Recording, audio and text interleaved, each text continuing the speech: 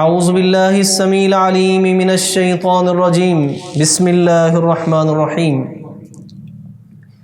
ان الذین آمنوا وعملوا الصالحات اولئک هم خیر البریہ جزاؤہم عند ربہم جنات عدن تجری من تحتها الانہار خالدین فیہا ابدا رضی اللہ عنہم ورضوا عنہ ذلک لمن خشی ربہ۔ حضرات گرامی سامعین محترم، اللہ رب العزت کا اپنے بندے کے ساتھ جو تعلق ہے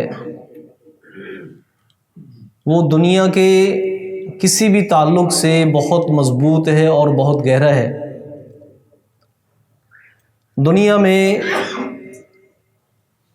اپنے بچوں سے محبت کی مثال والدین کی صورت میں دی جاتی ہے کہ والدین اپنے بچوں سے بے پناہ محبت کرتے ہیں، یہاں تک کہ جانور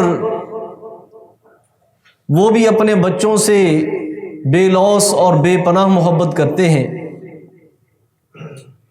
اور جب کسی جانور کے سامنے اس کا بچہ آ جاتا ہے تو اپنے اس غضب کو، اپنے غصے کو، اپنے ہاتھ پاؤں کو وہیں پہ روک لیتا ہے اور اپنے بچے پہ اپنے پاؤں نہیں اٹھاتا۔ ماں کی محبت والدین میں سے ماں کی محبت جو ہے وہ مثالی ہوتی ہے، جذباتی ہوتی ہے، لیکن سوچا جائے کہ یہ محبت اس محبت کا پتہ نہیں کون سا حصہ ہے، کتنا حصہ بنتا ہے کہ جو اللہ رب العزت نے صرف ایک محبت کا درجہ دنیا والوں میں تقسیم کیا ہے، اور 99 جو محبت کے درجات ہیں اللہ خالق کائنات نے اسے اپنے پاس رکھا۔ اس ایک محبت کے اندر اتنی محبت ہے کہ کوئی بھی انسان اپنے بچوں کے لیے ذرہ برابر بھی تکلیف کو برداشت نہیں کرتا۔ تو اللہ خالق کائنات جس کے پاس محبت کے 99 حصے ہیں، اس محبت کا کیا حال ہوگا؟ کیونکہ بچوں کا والدین کے ساتھ جو تعلق ہے وہ ولادت کا ہے کہ انہوں نے اسے جنم دیا ہے، باپ ہے وہ اس کا ذریعہ بنا ہے، ماں نے اسے پیدا کیا ہے، لیکن اللہ اور بندے کا جو تعلق ہے وہ تخلیق کا تعلق ہے کہ اللہ خالق کائنات نے انسان کو عدم سے وجود بخشا ہے، اور پھر اس میں کتنی محبت ہوگی۔ حضرات گرامی، اللہ رب العزت کی محبت کو انسان تول نہیں سکتا، اس کا اندازہ نہیں لگا سکتا۔ قرآن مجید پڑھتے ہیں، جنت کا ذکر آتا ہے تو اللہ رب العزت کی محبت کا احساس ہوتا ہے،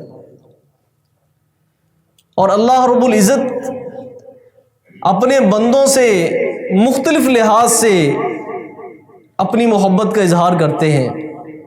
صحابہ اکرام رضوان اللہ علیہم اجمعین کے بارے میں اللہ رب العزت نے فرما دیا رضی اللہ عنہم ورضوا عنہ، کہ اللہ ان سے راضی ہو گیا۔ راضی ہونے کا مطلب یہ ہے کہ ناراضگی کا ایک شائبہ تک بھی نہیں اس میں، اللہ ان سے راضی ہو گیا اور وہ اپنے مالک سے راضی ہو گئے۔ حضرات گرامی،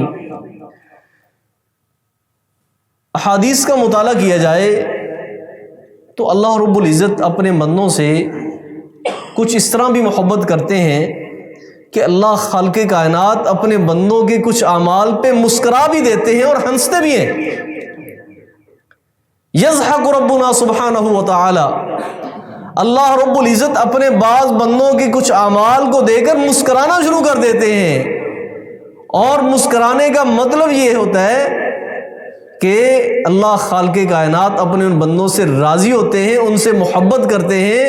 اور مسند امام احمد کی ایک روایت کے مطابق اذا ضحک ربک لعبد فی الدنیا فلا حساب علیہ، اللہ اس کا حساب و کتاب بھی نہیں لیں گے۔ اللہ اکبر۔ حضرات گرامی، یہ کون سے خوش نصیب لوگ ہیں؟ تو میں نے جناب و چند ایک اعمال اکٹھے کیے تاکہ میں آپ احباب کے سامنے رکھ سکوں کہ اللہ خالق کائنات کن اعمال کے اوپر مسکراتے ہیں، خوشی کا اظہار کرتے ہیں۔ اور اپنے بندے سے راضی ہوتے ہیں۔ اللہ اکبر۔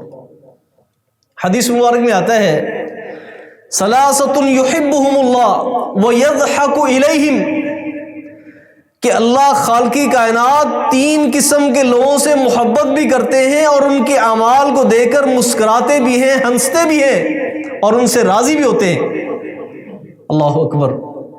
نمبر 1، المجاہد، وہ شخص جو اللہ کی راہ میں جہاد کرنے والا۔ سارے جہاد کرتے ہیں، ہر ایک مجاہد جہاد کرتا ہے، لیکن اس کا جہاد جو ہے وہ دوسرے لوگوں سے بڑھ کر انوکھے طریقے کا جہاد ہوتا ہے۔ نبی کریم صلی اللہ علیہ وسلم نے فرمایا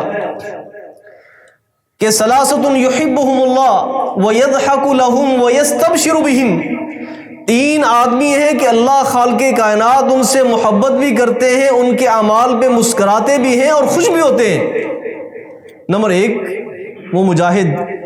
اذا انکشفت فئۃ، جب ایک جماعت اللہ کی راہ میں جہاد کرنے کے لیے نکلتی ہے نا، تو کیا کرتا ہے؟ قاتل وراءها بنفسه عز وجل، اس جماعت کی معیت میں اللہ کی راہ میں جہاد کرتا ہے، قتال کرتا ہے۔ فَإِمَّا أَن يُقْتَلْ وَإِمَّا أَن يَنصُرَهُ اللَّهُ عَزَّ وَجَلَّ، اس کا ذہن یہ ہوتا ہے یا تو مجھے شہادت مل جائے یا مجھے فتح مل جائے۔ بعض لوگ ہوتے ہیں وہ حالات کو دیکھ کر چلو پیچھے ہٹ گئے، پھر جو نا وہ دوبارہ پھر کریں گے، نہیں، اس کا ذہن یہ ہوتا ہے کہ اللہ رب العزت دونوں رستوں میں سے ایک رستہ میرے لیے نکال دے، یا تو مجھے شہادت مل جائے یا پھر اللہ خالق کائنات میرے مد مقابل کافروں کو زیر کر کے نیست و نابود کر دے اور ان کے خلاف میری مدد کا جو نا آسمانوں سے نزول ہو جائے۔ وہ یکفی ہی، تاکہ اللہ کی ذات اسے کافی ہو جائے۔ وَيَقُولُ، اللہ خالق کائنات فرماتے ہیں انظروا الی عبدی ھذا، اس میرے بندے کی طرف دیکھو، کیسے اپنی جان لے کر، اپنا مال لے کر میرے رستے میں لگا ہوا ہے، میرے رستے میں لگا ہوا ہے کہ یا تو دشمن زیر ہو جائے، اللہ کافروں کو جو ہے وہ نیست و نابود فرما دے، یا مجھے شہادت مل جائے۔ اللہ فرماتے ہیں کیف صبر علی بنفسہ، کس طرح اس نے اپنے آپ کو جو ہے میرے لیے صبر کر کے اپنے آپ کو یہاں پہ رکھا ہوا ہے، اس میرے بندے کی طرف دیکھو۔ اللہ اس بندے کی طرف دیکھ کر خوش ہوتے ہیں اور اس سے اس محبت کا اظہار کرتے ہیں۔ نمبر 2، والذی لہ امرأۃ حسنہ وفراش لین فیقوم من اللیل، ایک آدمی، سردی کی ٹھنڈی راتیں ہیں اور اللہ خالق کائنات نے رفیق حیات بھی بہت خوبصورت اسے دیا ہوا ہے، اور نرم و گداز اس کا بستر ہے۔ فیقوم من اللیل، جب رات کا پچھلا پہر ہوتا ہے اپنے جذبات کی قربانی بھی دے دیتا ہے، نرم و گداز بستر کو بھی چھوڑ دیتا ہے اور اللہ کے دربار میں کھڑا ہو جاتا ہے۔ فیقول، اللہ خالق کائنات فرماتے ہیں یذر شہوتہ ویذکرنی ولو شاء رکض، اس کی قربانی دیکھو، اس کی جذبات کی قربانی دیکھو، اس نے کیسا ساتھ چھوڑ دیا ہے، اس نے کیسا نرم و گداز بستر چھوڑ دیا ہے۔ ولو شاء رکض، اگر چاہتا تو میٹھی نیند سو سکتا تھا، لیکن اس نے یہ ساری چیزیں میرے لیے قربان کر دی ہیں۔ اللہ خالق کائنات ایسے نوجوان کو، ایسے جوڑے کو دیکھ کر خوش ہوتے ہیں جو اللہ کے لیے جو ہے نا وہ رات کے پچھلے پہر اپنے بستر کو چھوڑ دیتے۔ نمبر 3، والذی اذا کان فی سفر کان معہ رکب فسحروا، ایک شخص ایک ایسے جو نا وہ سفر پر تھا ایک جماعت کے ساتھ کہ رات کا پچھلا پہر آ گیا اور سارے کے سارے مسافر تھک گئے، قافلے والے تھک گئے، اور روایت کے الفاظ ہیں حتی یحبوا ان یمسوا بالارض، ابھی ان کا دل چاہتا ہے کہ سواریاں روکیں اور زمین سے چمٹ کر سو جائیں، زمین سے چمٹ کر سو جائیں، جناب وہ تھکاوٹ سے چور۔ ٹھیک ہے، اب کیا ہوا، قافلے والوں نے پڑاؤ ڈالا اور سب جو نا وہ سواریاں باندھ کر وہیں پہ لیٹ گئے اور سو گئے۔ فیتنحی، ایک نوجوان، ایک آدمی ان میں سے الگ ہوتا ہے، فیصلی، وہ 2 رکعت نماز پڑھتا ہے، وہ تہجد ادا کرتا ہے اور پھر سوتا نہیں ہے، اپنے ساتھیوں کا خیال رکھتا ہے، سونے والوں کا خیال کرتا ہے، فیوقظہم لرحیلہم، اور آئندہ جب انہوں نے کوچ کرنا ہوتا ہے اس کے لیے اپنے ساتھیوں کو پھر جگاتا بھی ہے۔ حضرات گرامی، تھکاوٹ اس کو بھی ہوئی ہے، باقیوں کو بھی ہوئی ہے، لیکن اس نے اللہ خالق کائنات کی محبت میں جا کر اس کے دربار میں کھڑا ہو کر تہجد ادا کر دی۔ اللہ خالق کائنات ان تین آدمیوں سے محبت بھی کرتے ہیں، وَيَضْحَكُ لَهُمْ، ان کے لیے مسکراتے بھی ہیں، فَيَسْتَبْشِرُ بِهِمْ، اور ان کو دے کر خوش بھی ہوتے۔ اللہ اکبر، اللہ اکبر۔ نمبر 2، فرمایا الشاب الذی لیس لہ صبوۃ۔ نبی رحمت صلی اللہ علیہ وسلم نے فرمایا، حضرت عقبہ بن عامر رضی اللہ تعالیٰ روایت کرتے ہیں، ان اللہ تعالی لیعجب، اللہ رب العزت خوش ہوتے ہیں، تعجب کرتے ہیں، مسکراتے ہیں، من شاب، ایسے نوجوان سے، لیس لہ صبوۃ، اللہ نے اس کو اتنا سلیم الفطرت بنایا ہوتا ہے کہ اس کا دل کبھی جو نا برائی کی طرف مائل ہی نہیں ہوتا۔ اور محدثین نے بیان کیا ہے، الذی استقام علی العبادۃ من اول الشباب، جیسے ہی اس نے جوانی میں قدم رکھا ہے نا، اللہ کی عبادت میں لگ گیا، اللہ کی عبادت میں لگ گیا، جس کے بارے میں ایک اور حدیث میں نبی رحمت صلی اللہ علیہ وسلم نے فرمایا، وہ خوش نصیب جن کو اللہ خالق کائنات اپنے عرش کا سایہ نصیب فرمائیں گے نا، ان میں سے ایک وہ بھی ہوگا، شاب نشأ فی عبادت اللہ، ایسا نوجوان جس نے اپنی عبادت، اپنی جوانی اللہ کی عبادت میں گزار دی۔ اللہ اکبر۔ ایسے آدمی سے بھی اللہ رب العزت خوش ہوتے ہیں۔ اللہ اکبر۔ اور تیسرے نمبر پر فرمایا من توبۃ العبد، جب اللہ رب العزت کا بندہ جب زندگی کے اندر گناہ کر کر کے تھک جاتا ہے اور پھر اللہ سے توبہ کر لیتا ہے، توبہ کا مطلب یہ ہوتا ہے الرجوع الی اللہ، کہ اب اس کے دل میں احساس ندامت ہوا ہے، اپنی گناہوں پہ شرمندگی ہوئی ہے اور اس نے اللہ کی طرف رجوع کر لیا۔ اللہ رب العزت اس بندے سے کتنا خوش ہوتے ہیں۔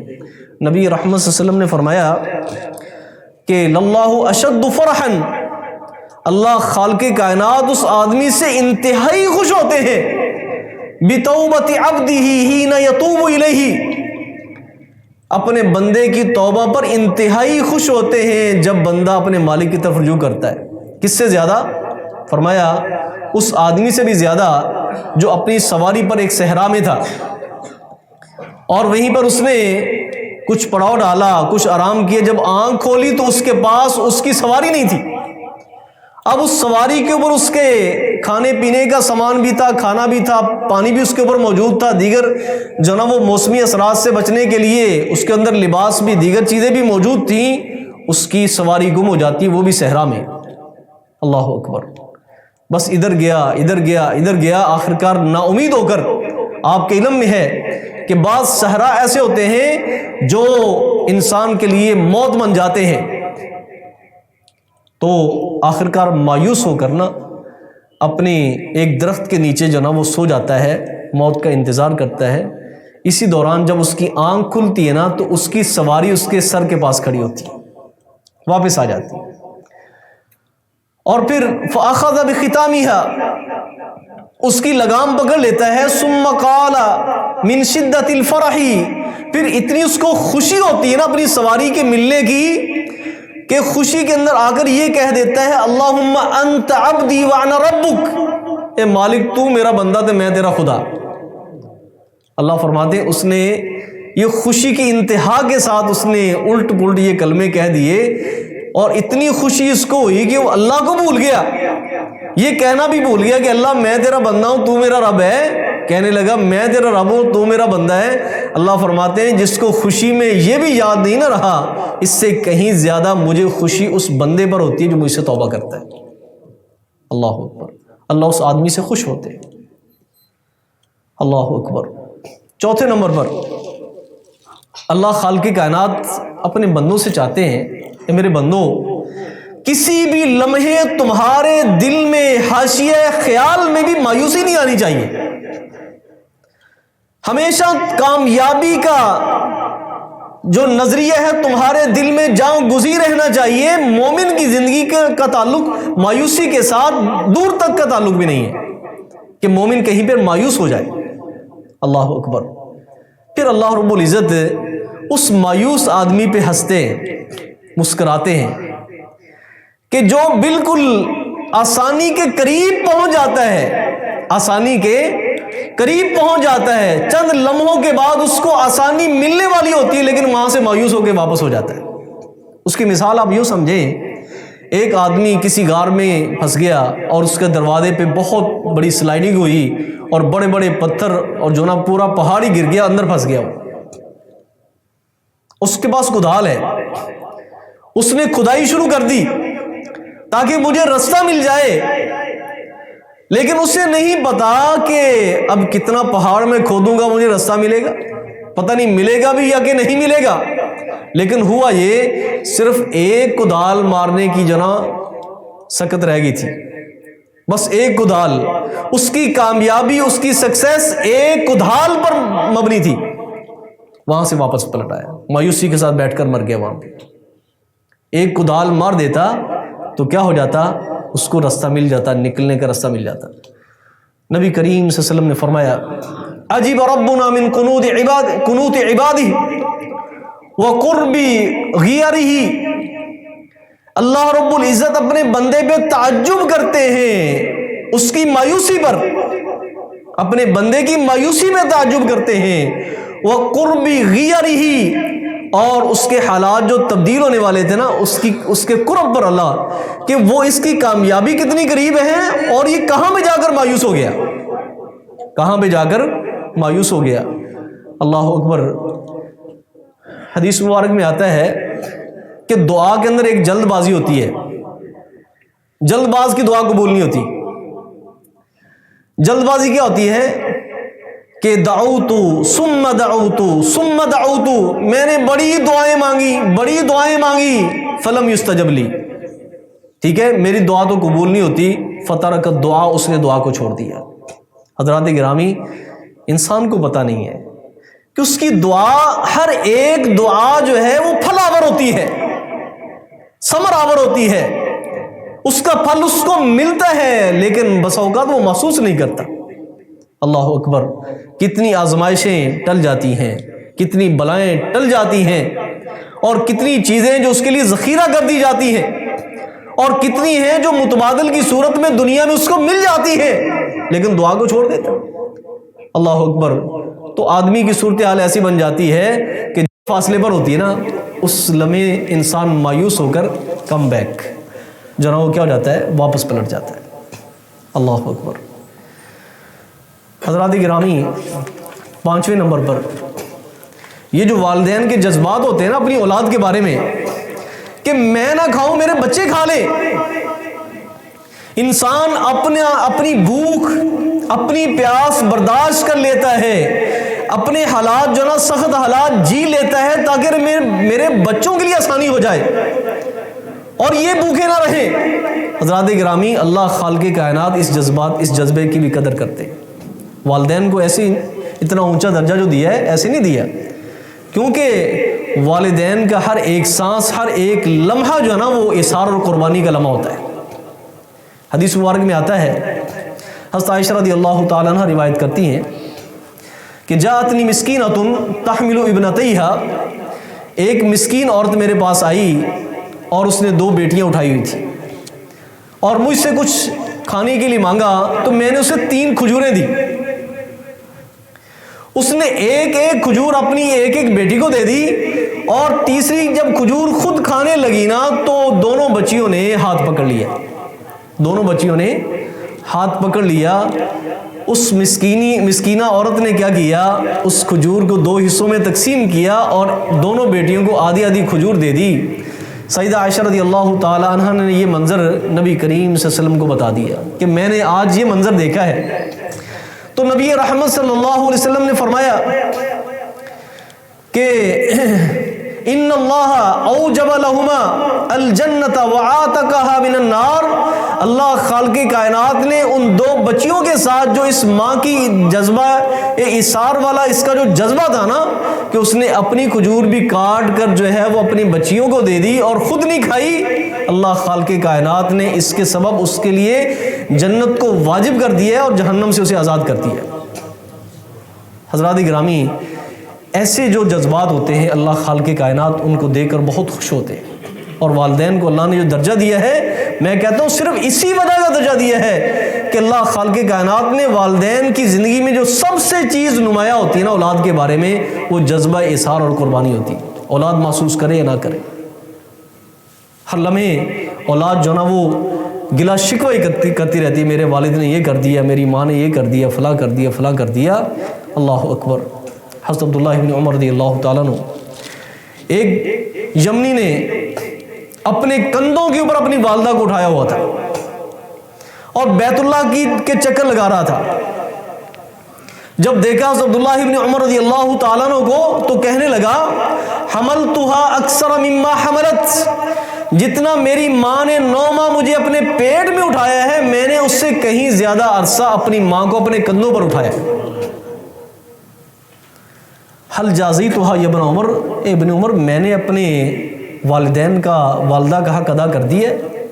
اللہ اکبر. فرمانے لگے لا وبظفرۃ واحدہ، تو حق کی بات کرتا ہے، تو نے تو اس ایک سانس کا بھی حق ادا نہیں کیا جو تیری ولادت کے وقت تیری ماں نے تکلیف سے سانس لیا تھا. تو کہتا ہے کہ میں نے حق ادا کر دیا اور 9 ماہ سے کہیں زیادہ میں نے اپنی ماں کو کندھوں پر اٹھا لیا، اور تو جو نا وہ تقابل کرتا ہے اپنا اور اپنی ماں کے جذبات کا.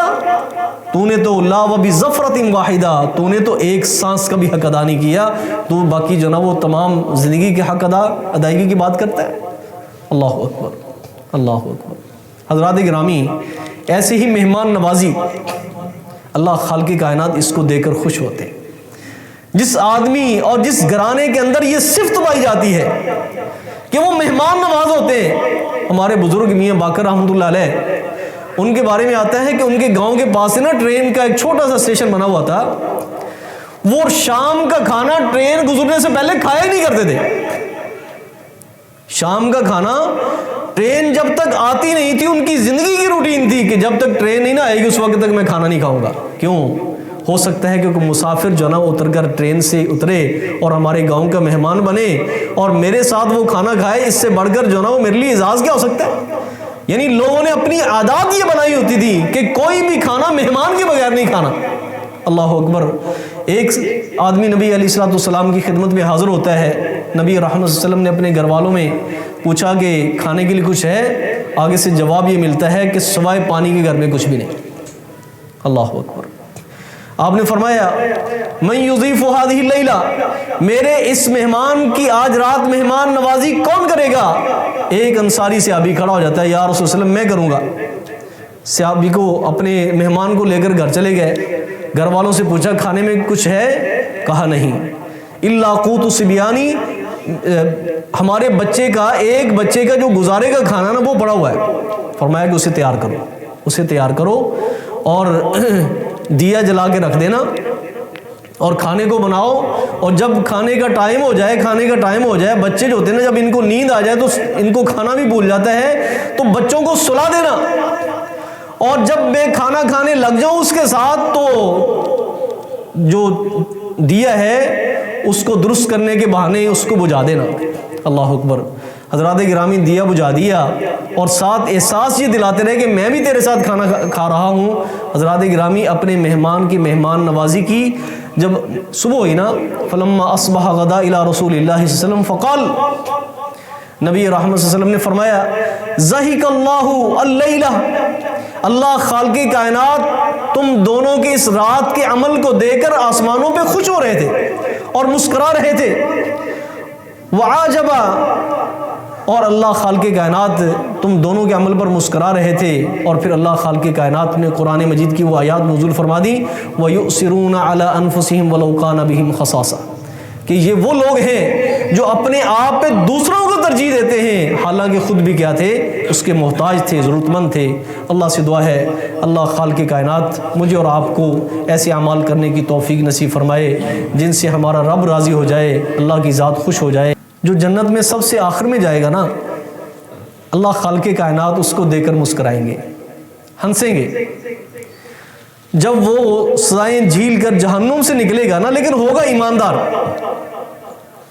تو اچانک ایک خوبصورت درخت جو ہے نا سایہ دار نمودار ہوگا.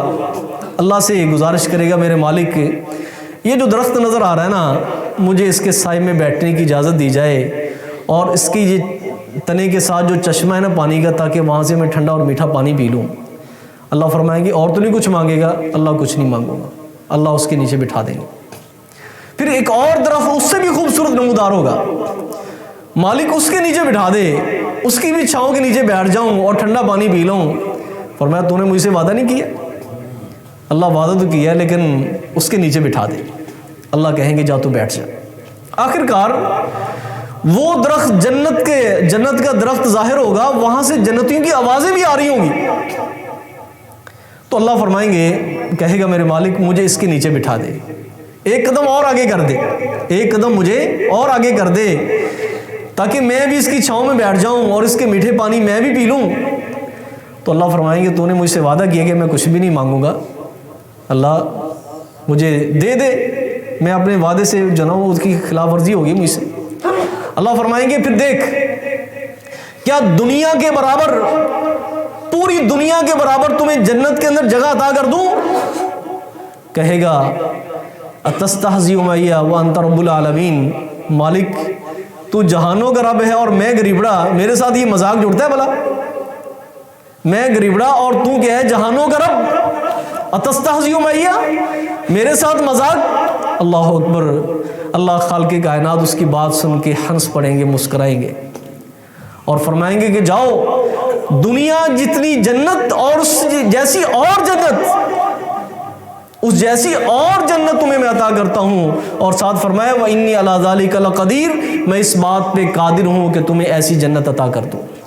تو حضرات گرامی، اللہ خالق کائنات سے دعا ہے، اللہ خالق کائنات کسی ایک مسلمان کو بھی جہنم کا سایہ بھی نصیب نہ فرمائے، اور اللہ خالق کائنات اپنی رحمت کے ساتھ ہر ایک مسلمان کو جنت الفردوس میں اعلیٰ مقام عطا فرمائے۔